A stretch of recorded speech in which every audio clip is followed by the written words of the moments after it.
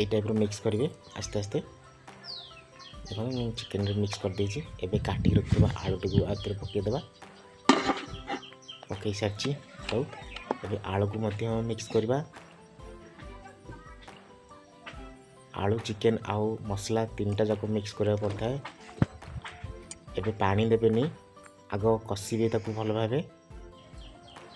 जिते कषिबे सेते भल बास्ना भी बाहरिबो, सेते टेस्ट भी मध्य लागिबो।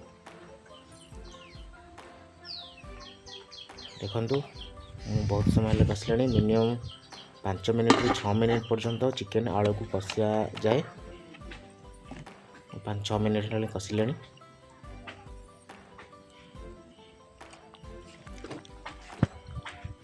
बहुत बढ़िया बास्ना भी आसी, कलरटा भी बहुत बढ़िया देखा जाउछि मध्य।